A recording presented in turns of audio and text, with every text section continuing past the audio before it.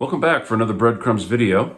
We are in the book of 2 Kings. Today's reading was chapter 5, 6, 7, and 8, and we have some amazing testimonies from the life of Elisha and his ministry as a prophet of Israel. I want to make a couple of notes here. In chapter 5, we have this amazing story of the general Naaman from Syria who has leprosy, and this is the king of Aram who sends him down there. Now, this is Israel's enemy. So we need to remember that this is an unusual story for a couple of reasons. Number one, this is a Gentile kingdom, and it's an enemy kingdom. And yet the enemy of God's people is sending this general who has leprosy to be healed by the man of God. So there's an understanding, even in the enemy nations, that God is with Israel. And so he sends Naaman down, and sure enough, Elisha just says, go ahead and just bathe yourself 7 times in the Jordan River, and the Lord's going to heal you. Naaman's offended because he thinks that's too simple a task. He was expecting something more from the prophet. This is what he gets. He finally obeys, goes down, and sure enough, he's healed. And his heart changes. He actually realizes there's a God in Israel. He tries to give all of this wealth to Elisha. Elisha won't receive any of it. He asks to take some of the dirt back with him to Aram, and Elisha says, go ahead and do that. And basically, Naaman is going to worship the God of Israel back in his home country. And so his heart has been moved, and he says, there is no God but the Lord of Israel. And so a miracle happens. It's also interesting to note that Elisha's servant Gehazi gets greedy, goes after Naaman, and actually lies and gets some of the silver and some changes of clothing, some wealth and luxury from Naaman. And Elisha says, because you've done this, you're going to now have Naaman's leprosy. So Gehazi gets struck by leprosy, by the Lord with leprosy for his greed.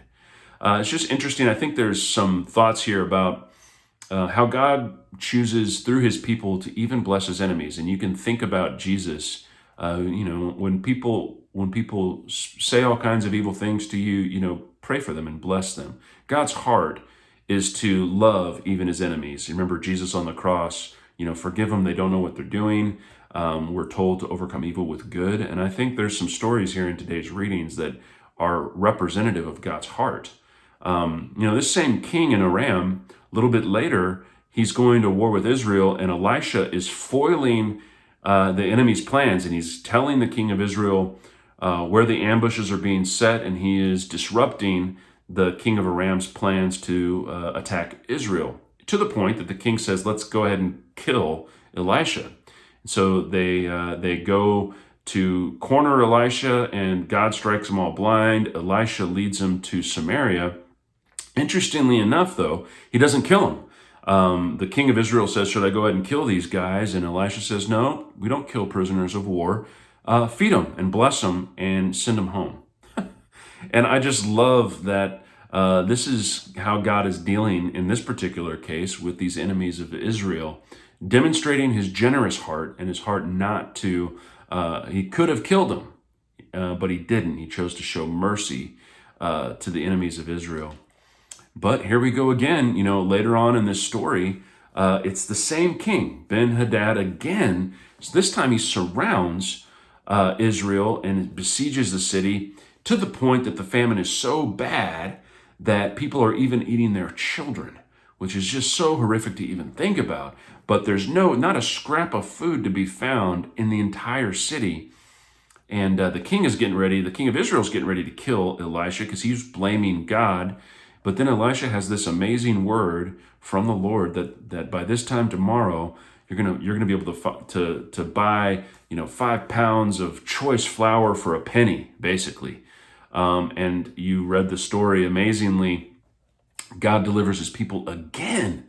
And they hear the sounds of chariots, they hear the sounds of war, and this entire massive army that's besieged this city flees, and they leave everything behind. And here comes these 4 lepers out there. they wander out to the camp, and they're eating and drinking and have a great time and accruing all this plunder, and they're enjoying themselves, and they realize, hey, wait, come on, we have good news. We need to go back to the city and tell everybody what's happened. I love that too, because God does scatter our enemies and he gives us plunder, but we're not to keep the blessing of God for ourselves.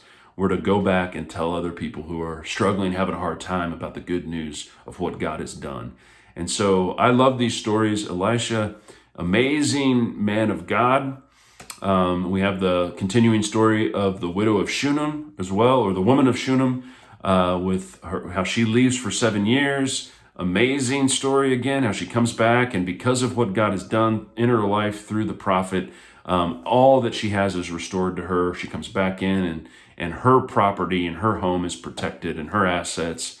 And so it's just a great testimony of how God put Elisha in people's lives, even in the lives of his enemies, to bless them and to keep them. So anyway, I hope you're enjoying reading about this amazing character in the Bible. Elisha got the double portion from Elijah and is doing some amazing things. He's helping people practically too. We read about the axe head that fell in the water today, and Elisha just throws a stick in the water and the axe head comes to the surface. And he's healing poisoned stew for people. I mean, Elisha is just serving and is just an amazing character in the Bible. And so I love this guy and what God is saying through his life and ministry. So hope you're enjoying our read through 2 Kings, and we'll look forward to talking to y'all soon on Bread for the Journey. God bless you.